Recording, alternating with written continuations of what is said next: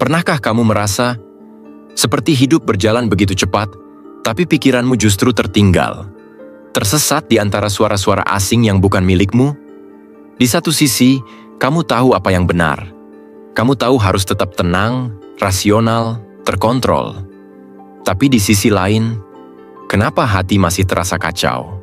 Kenapa kepala tetap berat meski sudah berusaha kuat? Banyak orang hari ini terlihat tenang di luar, senyum, rapi, produktif. Tapi di balik semua itu, ada peperangan sunyi yang tidak pernah mereka ceritakan. Dan mungkin, kamu juga sedang mengalaminya. Tapi diam, seperti biasa. Karena begini kenyataannya. Kita hidup di dunia yang memuja citra, bukan kebenaran batin. Dunia yang lebih peduli seberapa tenang kamu terlihat, bukan seberapa damai pikiranmu sebenarnya. Namun ada satu hal yang tidak bisa mereka ambil darimu. Pola pikirmu. Kamu tidak bisa mengendalikan dunia, tapi kamu bisa belajar mengendalikan dirimu. Dan itulah kenapa video ini ada. Bukan untuk memberi jawaban instan, tapi untuk mengajakmu melihat ke dalam dengan cara yang mungkin belum pernah kamu coba sebelumnya. Bersama, kita akan menyusuri pemahaman-pemahaman lama yang telah teruji oleh waktu, stoicisme, kebijaksanaan yang tidak memintamu untuk jadi sempurna, tapi mengajakmu untuk jujur pada dirimu sendiri. Karena mungkin, ketenangan bukanlah soal menenangkan pikiran, tapi soal mengenali siapa yang sebenarnya sedang berbicara di dalam sana. Dan satu hal lagi, pastikan kamu menonton sampai akhir agar tidak kehilangan makna penting dari pembahasan ini. Dan jangan lupa untuk berlangganan, agar kita bisa terus berbagi perspektif yang menenangkan, namun juga menantang sisi terdalam dari pikiranmu. Mari mulai. Dengan satu pertanyaan sederhana, apakah pola pikirmu hari ini? Melayani ketenangan atau justru menciptakan keresahan?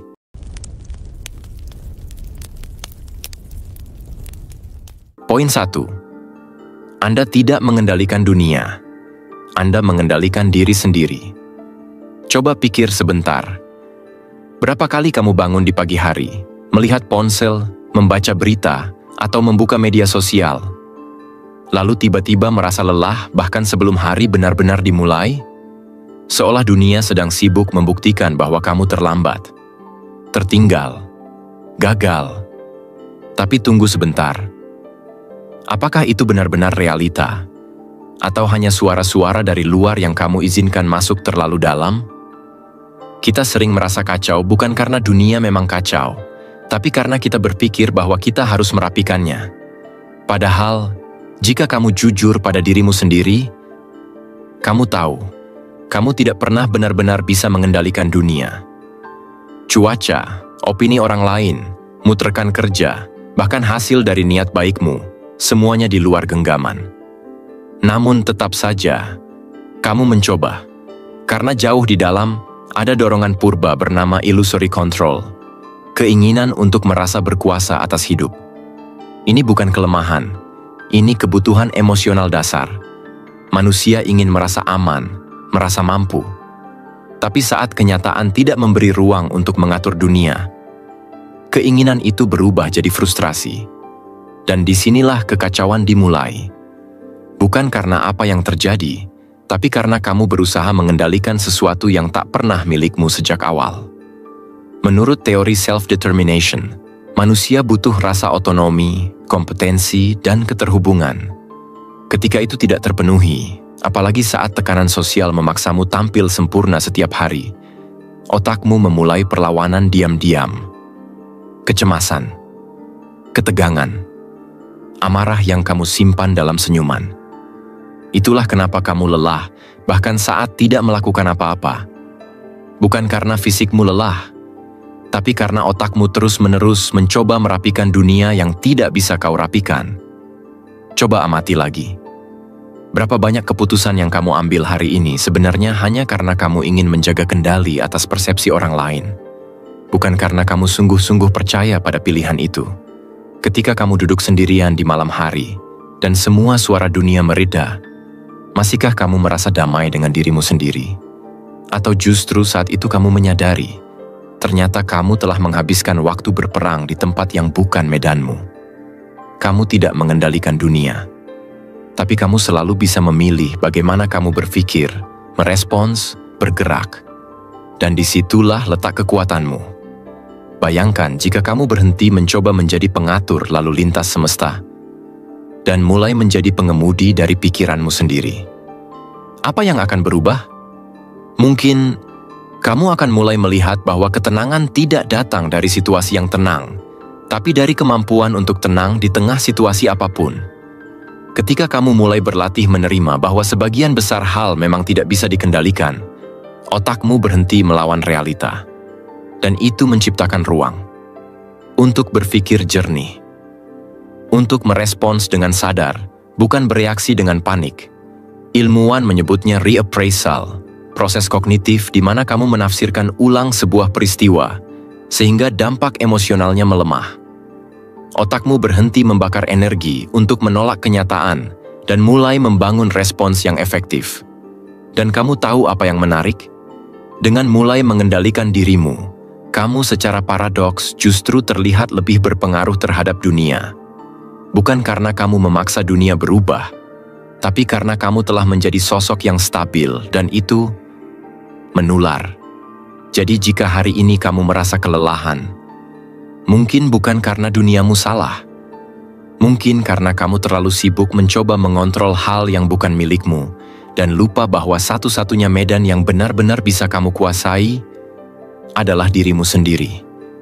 Dan kendali itu selalu tersedia, diameter dalam, tapi nyata.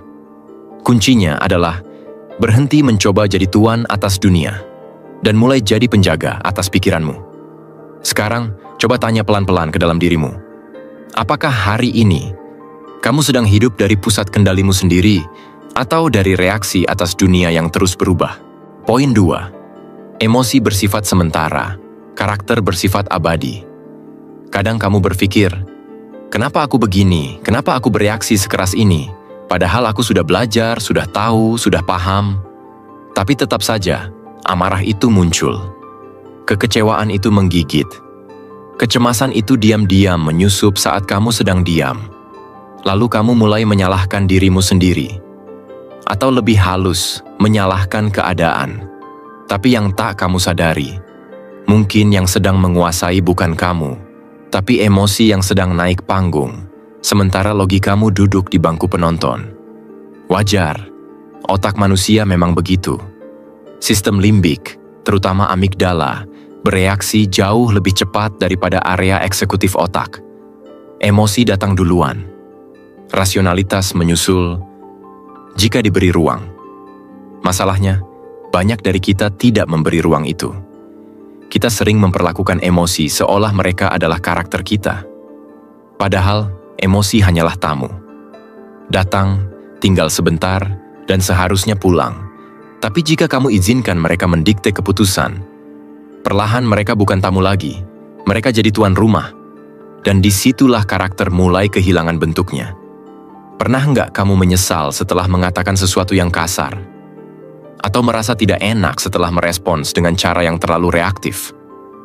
Bukan karena kamu orang jahat, tapi karena kamu tahu itu bukan kamu yang sebenarnya. Itulah bedanya antara reaksi dan karakter. Reaksi muncul dari gejolak sesaat. Karakter dibangun dari pilihan yang konsisten. Karakter itu bukan soal kamu tidak pernah marah, tidak pernah takut, tidak pernah cemas. Tapi soal bagaimana kamu menahan tanganmu saat bisa membalas. Bagaimana kamu menarik napas saat pikiranmu ingin berteriak. Bagaimana kamu memilih diam bukan karena takut, tapi karena tahu. Diam lebih kuat dari sekadar debat. Stoikisme mengajarkan bahwa kita tidak dilarang merasakan. Kita diajak untuk mengenali, lalu menyaring. Karena yang abadi bukan gelombang emosi yang naik turun, tapi bagaimana kamu memilih berdiri saat ombaknya datang. Dan menariknya, hal ini bukan sekadar filsafat. Secara neurologis, orang yang terbiasa melatih reappraisal atau menilai ulang secara sadar atas apa yang ia rasakan, memiliki koneksi lebih kuat antara amigdala dan prefrontal cortex. Artinya, mereka tidak lebih dingin. Mereka hanya lebih sadar. Mereka tahu, hari ini bisa buruk. Tapi bukan berarti hidupnya buruk. Mereka tahu, kecewa itu manusiawi. Tapi bukan berarti harus merusak semuanya. Mereka tahu, tidak semua rasa harus ditumpahkan. Karena rasa bisa sembuh, tapi kata-kata bisa membekas. Dan ini mungkin terdengar sederhana ya. Tapi cobalah renungkan. Jika kamu bisa menahan satu keputusan impulsif hari ini, seberapa banyak konflik yang bisa kamu hindari minggu depan? Kalau kamu memilih mendengarkan, bukan sekadar merespons, seberapa besar kemungkinan hubunganmu bisa diperbaiki? Kalau kamu mulai melatih untuk tidak menjadikan emosi sebagai identitas, apa yang bisa kamu bangun dari sisa harimu? Karakter tidak lahir dari momen inspiratif, tapi dari kebiasaan memilih. Memilih yang tidak selalu nyaman, tidak selalu cepat, tapi selalu tepat. Dan justru karena itu, karakter tidak bisa dirampas, tidak bisa diserahkan, tidak bisa dipalsukan. Ia menempel di tiap keputusan kecil yang kamu buat saat tidak ada yang melihat. Saat hanya kamu dan dirimu sendiri yang tahu apa yang sebenarnya terjadi. Jadi kalau hari ini emosi kamu naik turun, ingat saja satu hal. Emosi bisa berubah dalam 1 menit. Tapi keputusan yang kamu ambil karena emosi bisa mengubah hidupmu selama bertahun-tahun. Jangan biarkan hal yang bersifat sementara merusak hal yang kamu bangun seumur hidup. Sekarang coba tanyakan ke dirimu. Apakah reaksi yang kamu berikan hari ini mewakili karaktermu atau sekadar emosimu? Poin 3. Terimalah takdir sebagai bagian dari perjalanan. Kamu pernah nggak duduk diam? Tiba-tiba muncul pertanyaan samar dalam hati. Apa semua ini memang sudah ditakdirkan? Kalau iya, lalu apa gunanya aku memilih? Tenang. Itu bukan pertanyaan bodoh. Justru, hanya orang yang mulai terjaga yang bisa merasa bingung di titik ini. Banyak dari kita tumbuh dalam suasana yang memuja kendali, kerja keras, ambisi, target, deadline, dan ketika sesuatu terjadi di luar kendali kita, tiba-tiba hidup rasanya seperti mengejek. Lihat, kamu tak sepenting itu. Tapi stoicisme melihat ini dengan cara yang jauh lebih dalam dan jernih. Bukan hidupmu yang salah arah. Mungkin hanya cara pandangmu yang terlalu sempit. Dalam pandangan stoik, dunia ini memang punya hukum, sebab akibat, alur yang mengalir dengan ketertiban tertentu. Tapi di dalam arus besar itu, kamu tidak hanyut sebagai benda mati. Kamu adalah pengemudi kapalmu. Bukan pengatur arah angin, tapi penentu bagaimana layarmu dibuka. Dan neuroscience hari ini ternyata sepakat. Otak manusia memiliki sesuatu yang disebut second order desires. Artinya kamu bukan cuma bisa menginginkan sesuatu, tapi juga bisa menyadari bahwa kamu sedang menginginkannya, lalu memilih untuk tidak menuruti. Disitulah letak kehendak bebas. Bukan di luar, tapi di dalam. Kamu mungkin tidak bisa memilih kapan badai datang. Tapi kamu selalu bisa memilih apakah kamu akan menengok ke langit atau tenggelam dalam protes yang tiada habisnya. Yang menarik, banyak penderitaan bukan datang dari takdir, tapi dari penolakan terhadapnya. Mungkin kamu pernah mengalaminya. Sesuatu terjadi, kamu tahu itu tidak bisa diubah, tapi kamu tetap bertanya, "Kenapa aku?" Dan kamu terus bertanya, terus mengulang, sampai luka yang semula kecil berubah jadi lubang gelap. Kenapa begitu? Karena pikiran kita dibentuk untuk mencari makna. Ketika makna tidak ditemukan, kita ciptakan makna palsu, yaitu menyalahkan takdir, menyalahkan diri sendiri, menyalahkan orang lain. Padahal yang dibutuhkan bukan analisis, tapi penerimaan. Dan ini bukan soal menyerah, tapi soal membebaskan energi yang semula terkunci dalam perlawanan, lalu mengarahkannya ke sesuatu yang bisa dikendalikan. Langkahmu ke depan. Dalam terapi, ini dikenal sebagai penerimaan radikal. Sebuah sikap mental yang secara klinis terbukti mampu meredakan tekanan psikologis dan memulihkan fungsi logis otak setelah trauma. Tapi jangan salah, menerima takdir bukan berarti berhenti merasa. Justru kebalikannya, kamu akan mulai merasakan semuanya dengan lebih jernih, tanpa menolak, tanpa menyimpan racun diam-diam. Kamu tidak lagi melihat kejadian menyakitkan sebagai hukuman, tapi sebagai bagian dari kurikulum hidupmu. Dan jika kamu cukup jujur, kamu akan menyadari beberapa rasa sakit yang dulu kamu hindari justru melahirkan versimu yang lebih kuat hari ini. Karena kadang, luka bukan untuk dihindari, tapi untuk dibaca. Seperti pesan yang hanya bisa dipahami oleh mereka yang cukup diam untuk mendengarnya. Sekarang bayangkan, bagaimana jika kamu berhenti melawan sesuatu yang sudah terjadi?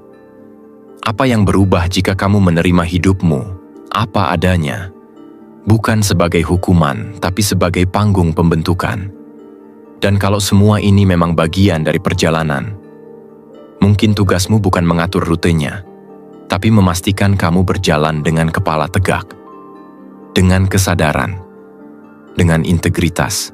Penerimaan seperti ini tidak membuatmu pasrah, tapi membuatmu lebih siap, lebih jernih, lebih hidup. Lalu pada satu titik nanti, kamu akan sadar bahwa kebetulan-kebetulan dalam hidupmu bukan hanya acak, tapi bisa jadi itu cara halus semesta bicara padamu.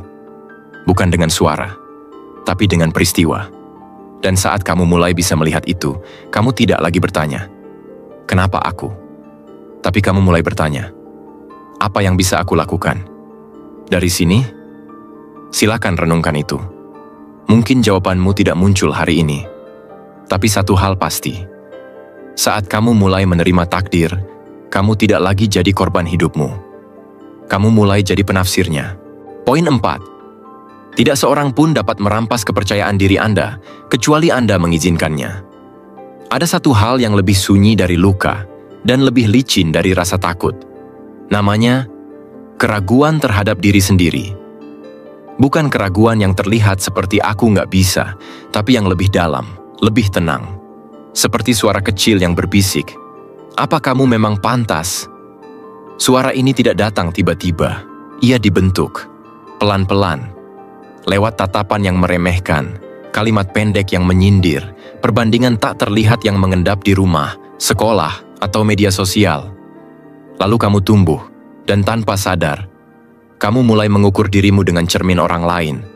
Lucunya, kadang bukan hinaan yang paling membekas, tapi diam, abaian. Ketika kamu merasa tak cukup penting untuk disalahkan, ataupun dipuji. Dan di titik itulah, banyak orang mulai menyerahkan harga dirinya. Bukan karena dirampas, tapi karena tak sadar, mereka memberikan izin. Kepercayaan diri sejati lahir bukan dari pujian, apalagi tepuk tangan, tapi dari pengakuan sunyi dalam diri, bahwa kamu cukup, bahkan tanpa suara yang membenarkan. Dan anehnya, kita tahu ini, tapi tetap saja mengabaikannya. Kenapa? Karena validasi eksternal itu cepat, memuaskan, tapi seperti gula, ia membuatmu ingin lagi dan lagi. Akhirnya kamu merasa baik, bukan karena kamu memang bernilai, tapi karena hari ini kamu mendapat likes, atau dipuji atasan, atau terlihat sibuk di mata orang lain. Dan saat tidak ada itu semua, kamu ambruk. Bukan karena kehilangan nilaimu, tapi karena kamu tak tahu di mana menaruh pijakan selain dari luar. Kalau kamu merasa relate, bukan salahmu sepenuhnya. Karena banyak dari kita tidak pernah diajarkan bagaimana caranya menyukai diri sendiri tanpa syarat. Self-esteem kontingen, nilai diri yang tergantung dari luar, membuat kita rapuh. Satu kalimat bisa mengganggu tidur. Satu komentar bisa menenggelamkan suara batin kita. Dan lama-lama, kita lupa seperti apa rasanya yakin, meskipun tidak ada yang mendukung. Tapi mari kita jujur sebentar. Kalau seseorang bisa meruntuhkan kepercayaan dirimu dengan satu kritik, satu penolakan, atau satu ketidaksukaan, mungkin bukan mereka yang terlalu kuat, tapi kamu yang lupa bahwa otoritas itu harusnya milikmu. Kamu tidak bisa melarang orang menilai, tapi kamu selalu bisa memilih siapa yang pendapatnya layak tinggal di kepalamu, dan siapa yang hanya lewat. Secara neurologis, otakmu menyimpan kepercayaan diri dalam sistem reward internal, terhubung ke medial prefrontal cortex dan ventral striatum. Setiap kali kamu menyatakan nilaimu, berdiri tegak walau goyah, atau menulis afirmasi yang kamu yakini, kamu sedang memperkuat jalur itu. Artinya, kamu bisa melatih kepercayaan diri. Sama seperti kamu melatih otot, sedikit demi sedikit, konsisten. Lewat pilihan-pilihan kecil yang tidak terlihat heroik, tapi sangat menentukan, memilih untuk tetap jujur saat ingin meniru. Memilih berbicara saat ingin diam demi aman. Memilih percaya, bahkan saat belum ada yang mengiyakan. Dan kalau kamu bertanya, bagaimana kalau aku sudah kehilangan kepercayaan diriku? Jawabannya sederhana. Kamu belum. Kamu hanya meletakkannya di tangan orang lain. Dan hari ini, kamu bisa mengambilnya kembali. Langkah pertama, berhenti bertanya siapa yang menyukaimu. Mulailah bertanya, siapa aku, meskipun tak seorang pun menyukai. Dari sana, kamu bisa mulai bangun ulang. Perlahan, tapi kuat.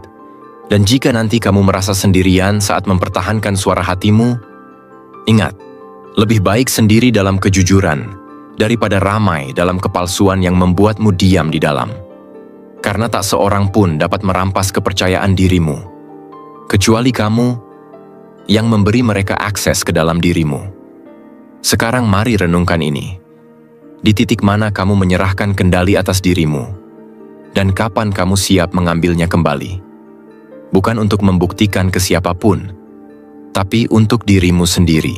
Poin 5. Bertindaklah berdasarkan nilai-nilai, bukan inspirasi. Coba renungkan sebentar. Berapa kali kamu merasa bersemangat di pagi hari, lalu merasa kosong saat malam datang? Padahal tadi kamu produktif, menyelesaikan banyak hal, bahkan mungkin mendapat pujian. Tapi entah kenapa, ada sesuatu yang terasa hambar. Rasanya seperti, kamu sibuk, tapi tidak utuh. Kamu tahu kenapa? Karena tubuhmu bergerak, tapi jiwamu tertinggal. Kamu bertindak, tapi bukan dari tempat yang dalam. Kamu mengikuti semangat sesaat, bukan keyakinan yang kamu pegang diam-diam saat tidak ada yang menonton. Kita hidup di zaman di mana inspirasi mudah ditemukan. Satu swipe, satu kutipan motivasi, satu video inspiratif, dan boom, kita merasa bisa menaklukkan dunia. Tapi seperti dopamin yang cepat naik, semangat itu pun cepat turun. Dan yang tertinggal hanya lelah dan rasa bersalah. Masalahnya bukan karena kamu kurang motivasi, tapi mungkin kamu belum menancapkan pondasimu cukup dalam. Stoicisme tidak terlalu tertarik pada semangat sesaat. Ia bicara tentang nilai, prinsip, jalan hidup yang tidak selalu terlihat menginspirasi, tapi konsisten. Dan justru karena itu, tak tergoyahkan, otak manusia punya kecenderungan alami terhadap apa yang disebut reward bias. Kita terdorong untuk bertindak ketika ada sensasi menyenangkan, dan motivasi sesaat memang memicu itu. Tapi sistem ini cepat jenuh, dan ketika stimulus eksternalnya hilang, begitu juga dorongan kita. Berbeda saat kamu bertindak dari nilai. Ketika kamu tahu bahwa kamu sedang menjaga sesuatu yang penting dalam diam, kamu tidak butuh sorak-sorai. Kamu tidak harus terlihat produktif di mata siapapun. Kamu tetap bergerak, bahkan saat tak ada yang mendukung. Karena kamu tahu, ini bukan soal rasa, tapi soal siapa kamu sebenarnya. Dan itu tidak mudah. Karena bertindak dari nilai kadang membuatmu harus memilih jalan yang lebih sepi, yang tidak viral, yang tidak cepat, tapi yang bertahan. Neuroscience menunjukkan bahwa nilai hidup yang kamu sadari dan yakini mengaktifkan sistem motivasi jangka panjang yang lebih stabil. Aktivasi ini terjadi di area ventromedial prefrontal cortex, bukan hanya di pusat kesenangan cepat. Ini seperti memilih api kecil yang terus menyala, dibanding kembang api yang hanya bersinar sesaat. Dan kamu bisa melatihnya. Mulailah dengan satu pertanyaan setiap pagi. Apakah yang akan aku lakukan hari ini mencerminkan nilai yang aku yakini? Kalau jawabannya ya, lanjutkan. Kalau tidak, evaluasi. Bukan untuk menghakimi diri, tapi untuk menyesuaikan arah. Kita sering mengira bahwa hidup akan lebih baik kalau kita terus dikelilingi motivasi. Tapi motivasi hanyalah dorongan. Tanpa arah, ia mudah tersesat. Dan arah itu adalah nilai. Nilai seperti kejujuran, keberanian, ketekunan, atau kesetiaan. Nilai yang kamu pegang diam-diam, bahkan saat dunia tidak meminta. Dan kadang, justru saat kamu jatuh, nilai itu muncul paling terang. Ia menjadi jangkar yang membuatmu tidak terhempas sepenuhnya. Ia jadi alasan kenapa kamu bangkit, meski pelan, dan tetap melangkah, meski sunyi. Karena hidup ini bukan soal siapa yang paling cepat sampai, tapi siapa yang tetap berjalan, bahkan saat semangat memudar. Dan jika kamu bisa bertahan dalam ritme itu, kamu akan mulai merasakan satu hal. Ketenangan yang tidak tergantung pada motivasi. Karena kamu tidak sedang mengejar sensasi. Kamu sedang hidup dalam keselarasan. Sekarang coba diam sebentar. Lalu tanyakan ini ke dalam dirimu. Apakah langkahku hari ini lahir dari nilai atau hanya dari semangat yang mungkin hilang esok pagi? Kamu tidak perlu menjawab sekarang, tapi pastikan pertanyaan itu tidak kamu tinggalkan begitu saja. Poin 6. Latihlah pikiran Anda seperti Anda melatih otot-otot Anda. Pikiran itu seperti tubuh, hanya saja lebih licik. Ia bisa terlihat aktif dari luar, berpikir, berbicara, bekerja, tapi di dalam bisa sangat lemah. Lemah karena tidak dilatih.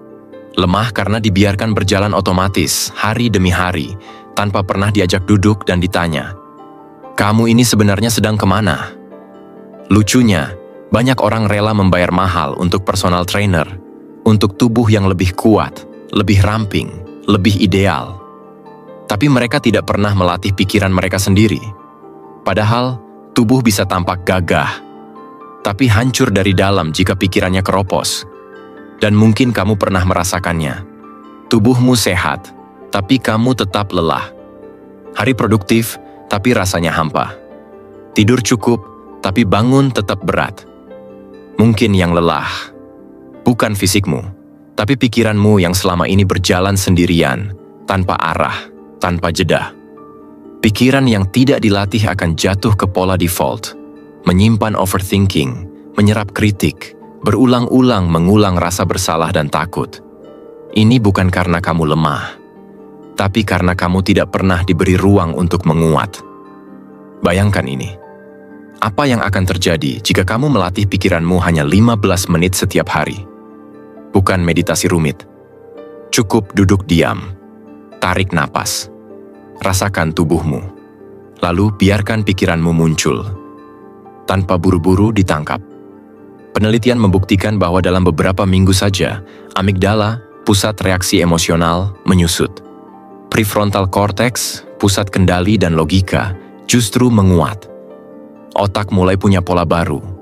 Tidak reaktif, tidak panik, tidak terburu-buru, tapi tetap sadar. Dan hasil ini bukan sekadar ketenangan, tapi ketajaman. Pikiran yang dilatih akan tahu kapan harus diam dan kapan harus bergerak. Ia tidak akan dikendalikan oleh emosi kecil atau oleh komentar singkat yang dulu bisa membuatmu gelisah semalaman. Ia punya gravitasi sendiri. Ini bukan bakat. Ini bukan jiwa tua atau karakter alami. Ini disiplin batin. Sama seperti push-up membentuk dada, latihan mental membentuk kesadaran. Dan ketika kesadaran mulai kuat, kamu akan mulai melihat sesuatu yang dulunya kabur. Kamu mulai bisa melihat niat di balik kata-kata, pola di balik kebiasaanmu sendiri, dan celah di antara stimulus dan respons. Celah kecil yang selama ini menentukan segalanya. Pikiran yang kuat bukan yang selalu berpikir, tapi yang tahu kapan harus berhenti. Dan ini menarik, karena semakin kamu melatihnya, semakin kamu sadar bahwa banyak hal yang dulu kamu pikir penting ternyata hanya distraksi. Kamu tidak butuh semua itu, kamu hanya butuh kejernihan. Tapi, ya, latihan ini tidak instan, tidak secepat six-pack, tidak semudah scrolling motivasi pagi, tapi hasilnya bertahan lama, lebih tahan dari semangat, lebih dalam dari inspirasi, karena ia menata siapa kamu saat tidak ada yang melihat. Dan kamu tahu apa yang paling menakutkan dari pikiran yang tidak pernah dilatih. Ia mudah dikuasai oleh suara orang lain, oleh mood lingkungan, oleh ketakutan lama yang belum selesai. Kamu tidak sadar sedang hidup di bawah hipnosis halus dari masa lalu. Tapi begitu kamu mulai melatihnya, sedikit demi sedikit, kamu akan menemukan kembali komando itu. Kamu mulai bisa berkata, "Cukup," ketika pikirannya ingin kabur. Kamu mulai bisa memilih untuk tenang. Bukan karena tidak merasa, tapi karena kamu tahu, kamu sudah cukup kuat untuk tidak bereaksi. Sekarang coba bayangkan, jika tubuhmu bisa berlari maraton setelah dilatih 6 bulan, apa yang bisa dilakukan pikiranmu setelah 6 bulan latihan yang sama? Mungkin, kamu tidak perlu lagi lari dari apapun, karena kamu akhirnya bisa berdiri diam dan tahu bahwa kamu bukan pikiranmu, kamu adalah pengamatnya. Dan disitulah kekuatan dimulai. Poin 7. Kematian adalah ukuran dari setiap tindakan. Coba kamu bayangkan sesuatu.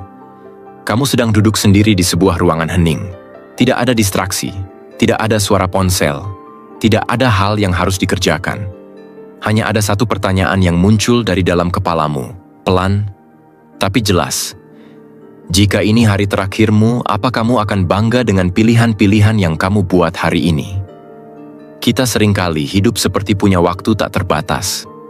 Membiarkan momen berlalu, membiarkan kata tertahan, membiarkan orang yang kita sayangi menunggu, seolah semua ini bisa diulang. Tapi, tidak. Kematian bukan kejutan. Ia janji yang pasti, hanya kita tak tahu kapan jatuh temponya. Dan anehnya, justru karena pasti, kita menghindarinya. Kita tutup-tutupi seolah membicarakannya membuatnya datang lebih cepat. Padahal sebaliknya, menyadari keberadaannya, justru membuat hidup terasa lebih nyata. Banyak dari kita mengambil keputusan besar dalam hidup tanpa menimbang. Apakah ini akan aku sesali di akhir? Kenapa bisa begitu? Karena kita lebih sering digerakkan oleh impuls jangka pendek, keinginan, ekspektasi sosial, validasi sesaat. Otak kita secara biologis memang lebih tertarik mengejar reward instan dibanding merenungkan hal yang sifatnya eksistensial. Tapi ketika kamu mulai sadar bahwa waktu adalah aset paling terbatas, semuanya berubah. Memento mori. Ingat akan kematian. Ini bukan nasihat muram, ini cahaya. Sebuah undangan untuk tidak lagi menunda menjadi dirimu yang seutuhnya. Dan kalau kamu mau jujur, kamu pasti pernah merasa bahwa waktu terus berjalan, tapi kamu masih di tempat yang sama. Masih belum menyampaikan isi hati. Masih belum mulai menulis. Masih bertahan di tempat yang kamu tahu tak cocok. Hanya karena nyaman. Sekarang bayangkan jika hidup hanya menyisakan 7 hari. Apa yang akan kamu tinggalkan? Apa yang ingin kamu katakan? Siapa yang perlu kamu temui? Apa tindakan kecil yang dulunya remeh kini jadi berarti? Neuroscience menyebut ini mortality salience. Saat seseorang diingatkan akan kefanaannya, sistem reward di otaknya mulai berubah. Keinginan impulsif menurun. Fokus berpindah ke hal-hal yang lebih bermakna. Koneksi, kejujuran, kontribusi. Itu sebabnya, orang yang pernah nyaris kehilangan nyawa sering berubah total. Bukan karena takut mati, tapi karena akhirnya mereka benar-benar sadar hidup. Lucunya, justru orang yang takut mati, seringkali bukan orang yang terlalu mencintai hidup, tapi yang belum sungguh-sungguh menjalaninya. Yang masih menggantungkan makna pada pencapaian luar, bukan kedalaman dalam. Dan kamu bisa memilih lebih cepat. Kamu tidak perlu menunggu kehilangan. Tidak perlu menunggu panggilan darurat dari semesta. Cukup hadir seutuhnya dalam detik ini. Dalam keputusan hari ini. Tanyakan pada diri sendiri, kalau hari ini adalah keputusan terakhirku, apakah ia mencerminkan siapa aku sebenarnya? Karena jika kamu bisa hidup dengan kesadaran seperti itu, kamu akan mulai memilih dengan jernih. Kamu tidak akan lagi mengorbankan prinsip hanya demi pujian. Kamu tidak akan lagi menunda kejujuran hanya demi kenyamanan. Kamu akan menjadi pribadi yang tidak hanya kuat, tapi juga tenang. Karena kamu tahu, kamu hidup dengan kesadaran, bukan sekadar keberadaan. Dan saat waktumu tiba, kamu bisa menatap kembali hidupmu. Bukan dengan penyesalan, tapi dengan senyuman kecil dan tenang. Karena kamu tahu, kamu tidak membiarkan dunia memilihkan jalan untukmu. Kamu yang memilih. Dengan sadar, dengan hati yang utuh. Sekarang diam sebentar. Tutup matamu, dan bayangkan, jika hari ini adalah akhir, apakah kamu puas dengan caramu menjalani hari ini? Kalau belum, besok masih ada. Tapi jangan anggap itu jaminan, anggap itu kesempatan. Poin 8. Orang yang paling tenang adalah yang paling kuat. Pernah nggak kamu diam di tengah keramaian, tapi merasa seperti satu-satunya orang yang sadar? Bukan karena kamu tidak mendengar, tapi karena kamu tidak perlu ikut bereaksi. Itu bukan pasif, bukan apatis. Itu adalah bentuk kekuatan yang tidak berisik, kekuatan yang tidak haus pengakuan, kekuatan yang tidak muncul dari kepalan tangan, tapi dari batin yang tak mudah dikoyak. Seringkali kita keliru. Mengira kekuatan itu harus terlihat, harus tegas, harus menggertak. Padahal justru, ketenangan di tengah kekacauan. Itulah ujian tertinggi, karena siapapun bisa bicara saat emosi meledak. Tapi hanya mereka yang tenang, yang bisa memilih kata, bukan hanya mengeluarkannya. Dan ini bukan hal mistis, ini kerja otak.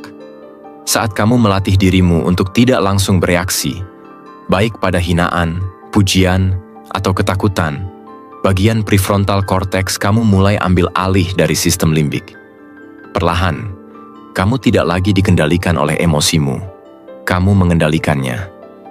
Efeknya bukan hanya kamu rasakan sendiri, orang lain pun bisa merasakannya. Tanpa kamu bicara, tanpa kamu menjelaskan apapun, mereka bisa merasakan gravitasi dari batin yang stabil. Seperti air yang tidak keruh, reflektif, tapi dalam. Tenang, tapi kuat. Dan tenang bukan berarti diam terus. Justru orang yang paling tenang adalah orang yang paling siaga. Yang paling tahu kapan harus bergerak dan kapan harus menahan diri. Yang bisa tetap jernih bahkan ketika tekanan datang dari semua arah. Ketenangan seperti ini bukan datang dari lahir. Ia dilatih, sedikit demi sedikit. Setiap kali kamu memilih untuk tidak terpancing, tidak membalas, tidak menyalahkan, disitulah kamu memperkuat otot mentalmu. Meditasi, refleksi harian, atau bahkan hanya satu napas dalam saat kamu mulai marah. Itu semua bukan sekadar aktivitas mindfulness. Itu latihan tempur batin yang sunyi. Dan secara neurologis, itu berdampak. Otakmu mulai terhubung lebih rapi. Bagian yang mengatur emosi dan logika belajar bekerja sama, bukan saling tarik-menarik. Tapi, ada satu hal yang perlu diwaspadai. Jangan sampai kamu tertipu ketenangan palsu, diam yang sebenarnya pelarian, yang tampak damai, tapi di dalamnya penuh ketakutan dan konflik yang tidak pernah dibicarakan. Bedanya jelas. Ketenangan yang sejati itu stabil, konsisten, tidak naik turun mengikuti cuaca emosional. Sementara ketenangan yang palsu, mudah retak saat tekanan datang lebih kuat sedikit saja. Jadi, gimana bedainnya? Lihat saja cara seseorang bersikap saat ia tidak diunggulkan, saat ia disalahpahami, saat ia tidak mendapat panggung. Jika ia tetap jernih, tetap tulus, tetap hadir, itu bukan karena ia pasrah. Tapi karena ia tahu, kekuatan sejati bukan tentang membuktikan, tapi tentang menjaga kendali, bahkan ketika semua orang sudah kehilangan itu. Dan inilah kenapa, ketenangan adalah bentuk kekuasaan yang paling halus. Kamu tidak butuh banyak kata, tidak perlu memenangkan argumen. Cukup dengan kehadiran yang utuh, orang bisa merasa bahwa mereka tidak sedang berhadapan dengan seseorang yang biasa-biasa saja. Sekarang coba kamu bayangkan, bagaimana rasanya menjalani hidup dengan batin yang tidak mudah terguncang? Bukan berarti hidupmu tanpa masalah. Tapi kamu tahu, masalah bukan musuh. Mereka hanya tamu. Dan kamu, tuan rumah yang tidak panik. Kamu tahu siapa kamu. Kamu tahu kenapa kamu bertindak. Dan kamu tahu, kamu tidak butuh berteriak. Hanya agar dunia mendengar. Karena dalam dunia yang penuh kebisingan, Mereka yang paling tenang justru terdengar paling jelas. Kesimpulan, coba kamu pikirkan ini. Apa satu hal yang paling konsisten menemanimu dari lahir sampai sekarang? Bukan orang tua, bukan pekerjaan, bahkan bukan tubuhmu, karena sel-sel tubuhmu pun terus berganti. Satu-satunya yang tak pernah benar-benar pergi adalah cara berpikirmu. Cara kamu memaknai, menafsirkan, bereaksi. Pola pikir. Dan mungkin tanpa sadar, seluruh hidup yang kamu jalani selama ini adalah refleksi dari cara kamu berpikir. Kalau kamu pernah merasa stuck, seperti hidup hanya muter di tempat, mungkin bukan karena dunia terlalu keras, tapi karena kamu belum sempat duduk sejenak dan bertanya, pola pikir apa yang sedang menjalankan hidupku sekarang? Bukan hanya filosofi yang bilang begitu. Neuroscience juga menyetujui. Pola pikir itu bukan opini. Ia adalah arsitektur batin yang nyata. Ia mengaktifkan jalur otak tertentu, menonaktifkan yang lain.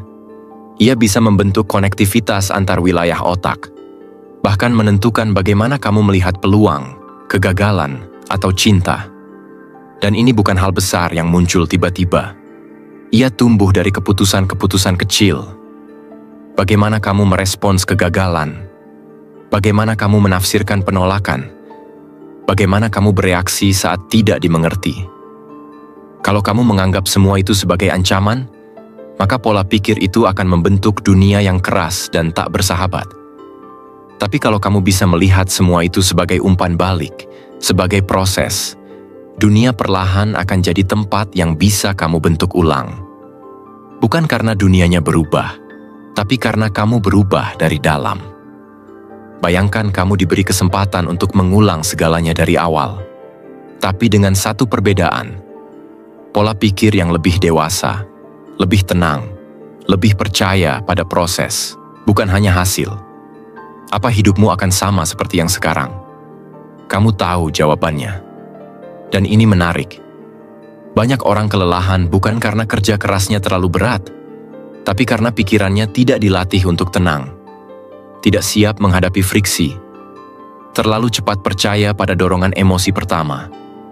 Terlalu sibuk membuktikan, sampai lupa bertanya, apakah arah hidup ini memang sesuai dengan jiwaku? Tapi kabar baiknya, semua itu bisa diubah. Tidak sekaligus, tapi bisa. Setiap kali kamu memilih untuk melihat lebih dalam, bukan hanya bereaksi. Setiap kali kamu menunda menghakimi dan memilih memahami. Setiap kali kamu menyadari, kamu tidak harus menjadi siapa-siapa. Cukup menjadi dirimu sendiri, versi yang lebih sadar. Itu semua memperbarui pola pikir dari akar. Dan ketika pola pikirmu berubah, cara kamu mencintai berubah. Cara kamu bekerja berubah. Cara kamu menghadapi kesepian, ketidakpastian, bahkan kegagalan, semuanya ikut berubah. Karena begini kenyataannya. Realitas mungkin tak bisa kamu kendalikan. Tapi makna dari realitas itu selalu bisa kamu tentukan sendiri. Itulah sebabnya pola pikir bukan sekadar cara berpikir, tapi fondasi dari bagaimana kamu merasakan dunia, menghadapi tantangan, mencintai orang lain, dan merancang masa depan. Kita semua pernah salah arah, pernah salah langkah. Tapi bukan itu yang membuat hidup gagal. Yang membuatnya stagnan adalah saat kita menolak untuk mengubah cara kita berpikir. Dan kamu tahu, kamu tidak harus terus hidup dengan pola lama. Kalau kamu sudah sampai di akhir video ini, berarti ada bagian dari dirimu yang sudah siap. Bukan untuk menjadi versi lebih baik dari dirimu, tapi versi yang lebih sadar. Versi yang lebih memilih.